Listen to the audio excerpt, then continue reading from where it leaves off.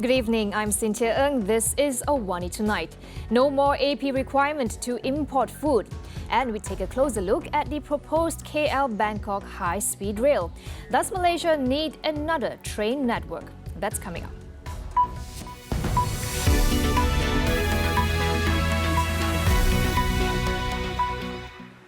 The government has agreed not to impose the approved permit or AP requirement to import food items into the country. Prime Minister Datuk Seri Ismail Sabri Yaakob said this decision was reached at the cabinet meeting to ensure sufficient food supply in the country. The move, which will take immediate effect, will enable all parties to import any food items into the country. The Prime Minister also said that the Ministry of Agriculture and Food Industries would later announce the details on the AP matter. He added that previously there were APs to import beef and cattle, but these are no longer required and anyone can import food items to ensure sufficient supply. The alleged data leak containing information of 22.5 million Malaysians is not from the National Registration Department, NRD. Home Minister Datuk Seri Hamzah Zainuddin said investigations is underway to determine whether there was any truth to the allegation. The alleged data leak contains information of Malaysians born between 1940 and 2004, purportedly stolen from NRD. Local tech portal Amans reported the 160 gigabyte in size stolen database was sold for $10,000 on the dark web. It claimed that the data was siphoned from the NRD through the My Identity API, a centralized data sharing platform that is used by various government agencies. Hamzah assured the leaked information did not come from the NRD, but instead from several agencies which NRD has given leeway to obtain information from them.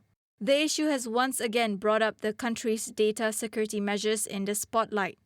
Last September, a data leak was discovered allegedly involved the NRD database of people born between 1979 and 1998, sold for more than $11,000.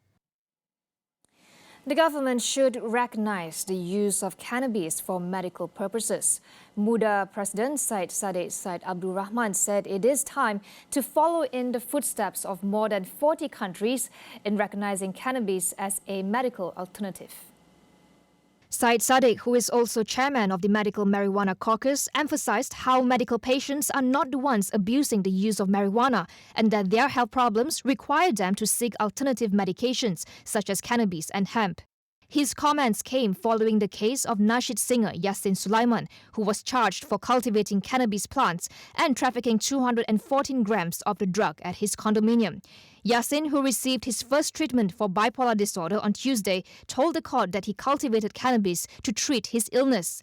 He faces the death penalty or life in prison and no less than 15 lashes of the rotan if convicted. Meanwhile, the Kedah State Economic Planning Division has completed the proposal paper to export ketum leaves for medicinal purposes to Thailand. Menteri Besar Datuk Seri Sanusi Matnor said the paper would be tabled to the State Executive Council possibly next week. According to him, once it is finalized, it will then be forwarded to the federal government to consider. In March this year, Sanusi had suggested that the federal government allow the export of ketum leaves, especially to Thailand, for medicinal purposes as a measure to curb ketum smuggling.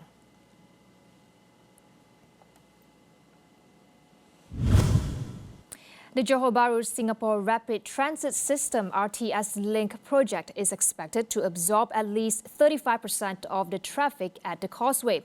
CEO of MRT Corp, Muhammad Zarif Hashim, said the project was on track to be completed by the end of December 2026 and would be fully operational in January the following year.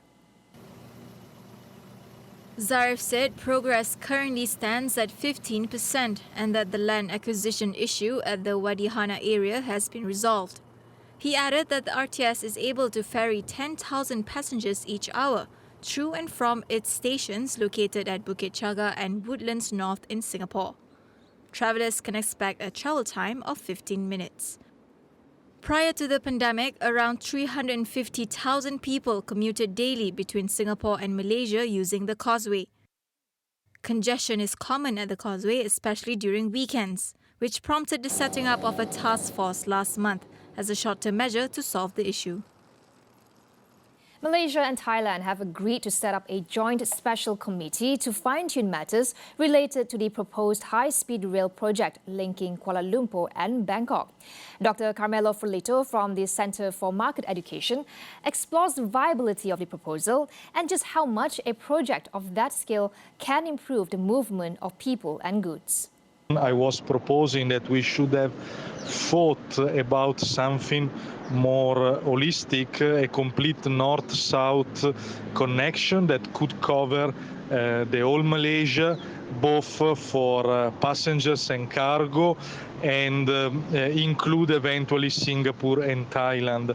Of course, we need to do a feasibility study for the project, but the idea is quite appealing to me and is a way also to move toward a different way of connectivity.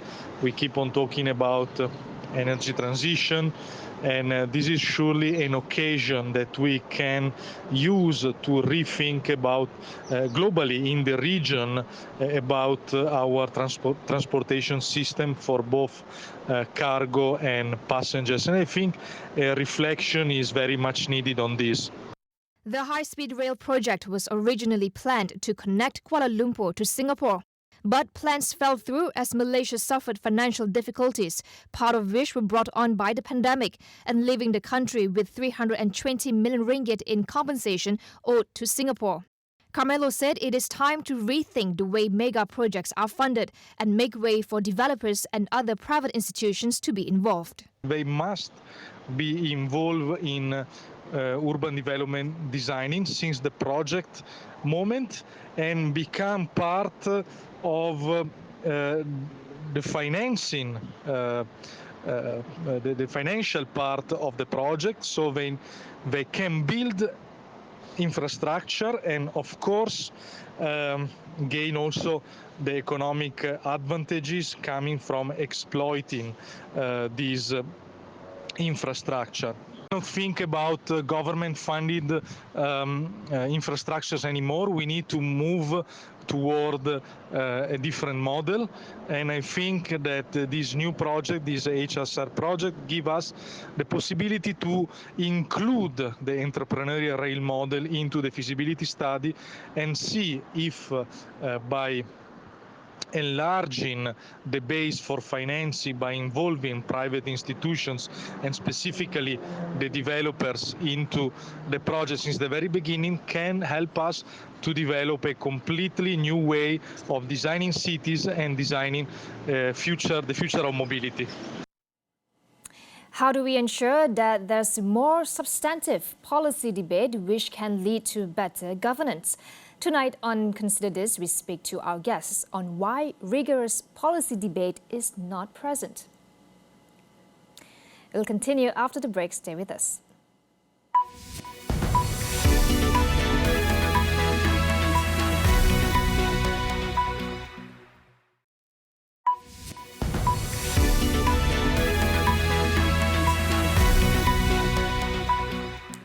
Welcome back. Finland and Sweden have formally applied to join the NATO alliance, setting in motion an accession process that is expected to take only a few weeks.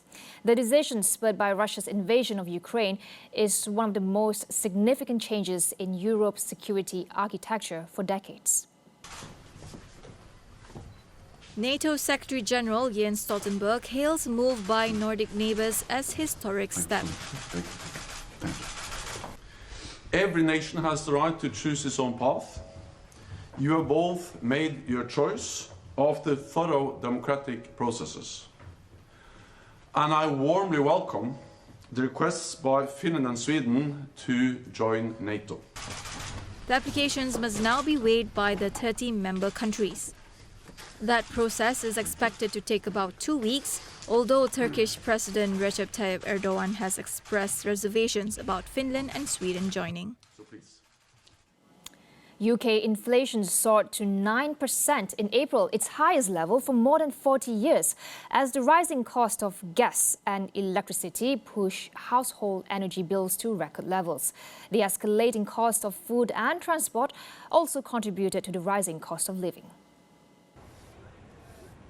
The surge came as millions of households are expected to face a rise in energy bills by around £700 a year, deepening the crisis affecting millions of low and middle-income families. Higher fuel and food prices, driven by the Ukraine war, are also pushing the cost of living up. Business groups said all sectors of industry were suffering from the steep rise in prices, with many facing a similar shock to their finances as seen during the pandemic, but without the same level of government support. The Bank of England warned earlier this month that Britain risks falling into recession, with inflation expected to top 10% by the end of the year, as the cost of energy is expected to rise further. Sri Lankan police arrested 2 ruling party lawmakers for instigating mob violence last week that left 9 people dead. This as angry protesters continue to take to the streets as the country's economic crisis has left it unable to afford even a tanker of fuel. The 2 MPs, Sanath Nishanta and Milan Jayatilake from President Gotabaya Rajapaksa's party, were questioned by criminal investigators and detained overnight. On May 9th, thousands of ruling party supporters who were bussed into the capital Colombo attacked a peaceful demonstration by anti-government protesters demanding Rajapaksa's resignation. Sri Lanka has now run out of money to pay for fuel as the government appealed to citizens to stop queuing at petrol stations. A petrol shipment has been at Colombo port since March 28th, but the government has been unable to pay.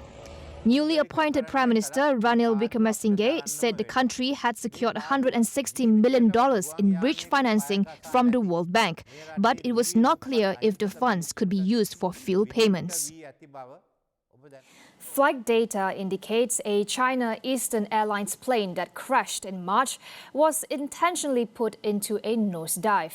According to U.S. media reports, investigators have so far not found any mechanical or technical faults with the plane. According to the Wall Street Journal, which first reported the story, the flight controls of the Boeing 737-800 had pushed the plane into a dive, citing a person familiar with preliminary assessment of the cause of the crash. This was based on data from one of the plane's flight recorders, which was recovered from the crash site. ABC News, citing U.S. officials, also reported that the crash was believed to have been caused by an intentional act. The plane was flying between the southern Chinese cities of Kunming and Guangzhou when it nosedived and crashed into the mountains, killing all 132 passengers and crew on board. That is all we have for you on AWANI Tonight. I'm Cynthia Ng. Thank you for watching.